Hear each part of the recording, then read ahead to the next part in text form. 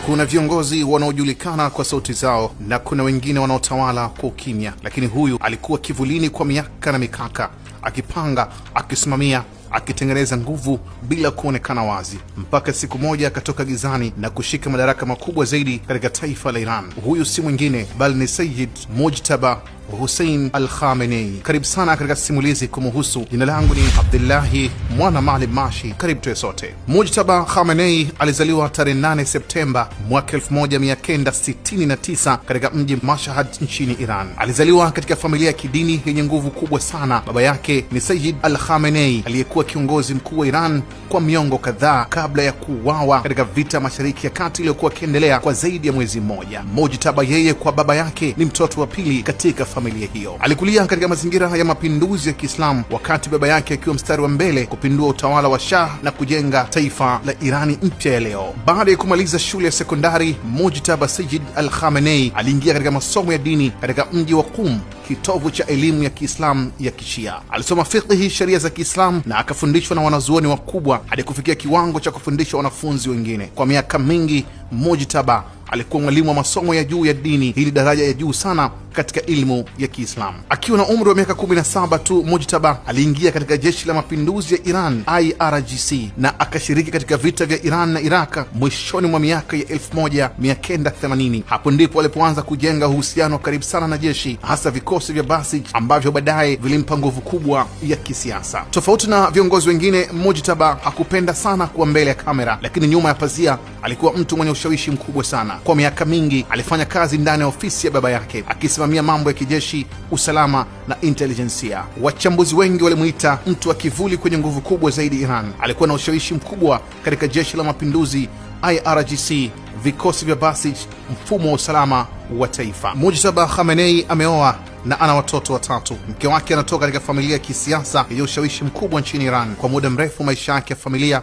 yalibaki kuwa ya siri sana, tofauti na viongozi wengine wa dunia. Mnamo tarehe 8 Machi mwaka 2026, Mujtaba aliteuliwa na chombo kinachoitwa Baraza la Wanazuoni 88 baada ya kifo cha baba yake Ali Khamenei aliyefariki katika mashambulizi ya vita, na hivyo Mujtaba kuchaguliwa kuwa kiongozi mkuu wa taifa la Iran. Baba yake aliuawa katika mashambulizi ya pamoja ya Marekani na Israeli. Nchi ilikuwa kwenye hali ya vita, ilibidi apatikane kiongozi haraka. Jeshi, IRGC na viongozi wa dini walimuunga mkono moja kwa moja Mujtaba. Ndani ya siku chache tu akatangazwa kuwa kiongozi mpya wa taifa la Iran. Siku kadhaa baada ya kuchaguliwa kuwa kiongozi, Mujtaba alitoa hutuba ambayo haikutolewa hadharani moja kwa moja mbele ya watu wengi, ilisomwa kupitia vyombo vingi vya habari vya serikali. Miongoni mwa kauli yake ya kwanza, alisisitiza umoja wa taifa, aliahidi kuendelea kupambana dhidi ya Marekani na Israeli. Aligusia pia suala la mlango wa Hormuz kuendelea kufungwa kama shinikizo. Kwa miaka mingi jina lake Mujtaba lilikuwa likitajwa kama mrithi wa baba yake, lakini hakukuwa na uhakika. Lakini mwaka 2026 tetesi hizo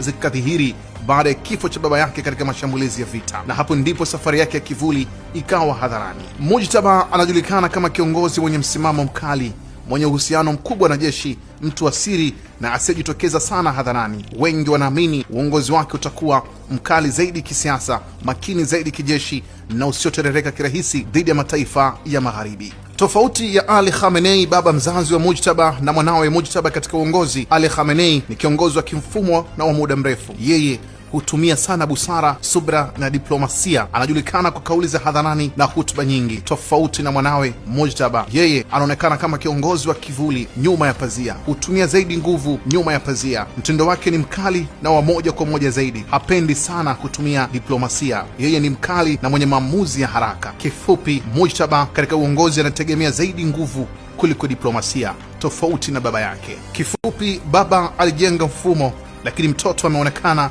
kuja kuutumia kwa nguvu zaidi. Hii ndiyo hadithi ya Mujtaba Khamenei. Mtu alianza kama mwana wa kiongozi, akaishi kama kivuli cha mamlaka, na leo amekuwa uso wa taifa lenye nguvu kubwa Mashariki ya Kati. Ni simulizi ya nguvu, si kwa kelele bali kwa utulivu, na pengine ndio aina ya viongozi ambao dunia huwa inaogopa zaidi, wale wanaopanga kimya lakini matokeo yao yanaonekana kwa nguvu kubwa. Na hapo ndipo tunamfunga Mujtaba, si kwa maneno mepesi bali kwa uzito wa uhalisia wake. Huyu si kiongozi wa kawaida kama wengi walivyodhani. Ni mtu aliyekulia ndani ya mfumo wa nguvu, akalelewa na siasa za mapambano, akajengwa ndani ya jeshi na kuimarishwa katika kivuli cha mamlaka. Mujtaba Ali Khamenei ni kiongozi ambaye wachambuzi wengi wanamtaja kama mkali zaidi, mwenye msimamo usiotikisika na asiamini sana katika kusamehe, bali kujibu kwa nguvu pale taifa lake linapoguswa. Ameingia madarakani katika wakati wa moto, wakati taifa lake likiwa vitani, na tayari anaungwa mkono na nguvu kubwa ya jeshi la taifa la Iran, chombo kinachobeba uti wa mgongo wa dola ya Iran. Ni mtu aliyekuwa kivulini kwa miaka mingi, lakini kivuli hicho leo kimekuwa kivuli cha taifa zima, na ndani ya Iran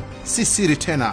Mitaani, katika taasisi, hata kwenye kuta za majengo, taswira yake inaanza kuonekana kama ishara ya uongozi mpya unaokuja na msimamo mkali. Lakini kuna jambo moja ambalo dunia haiwezi kulipuuza: kuondolewa kwa Ali Khamenei, baba mzazi wa Mujtaba, na mashambulizi ya Marekani na Israel hakujazaa udhaifu kama walivyotarajia. Badala yake, kama wasemavyo wahenga, wamedhania wameondoa mzigo mdogo wa subira, kumbe wamechochea mlipuko wa matatizo makubwa zaidi, kwa sababu kizazi kilichokuja sasa hakionekane kubeba subira ile ile ya mzee Khamenei. Kinaonekana kubeba msimamo, mkazo na majibu makali zaidi katika kulipiza kisasi. Na ndio maana hata kama vita imesitishwa kwa muda, lakini macho ya dunia bado yako Iran, kwa sababu mbele yao sasa si tu taifa, bali ni kiongozi ambaye historia yake inaandika kitu kimoja wazi: hapa si sehemu ya kurudi nyuma, bali ni mwanzo wa hatua ngumu zaidi.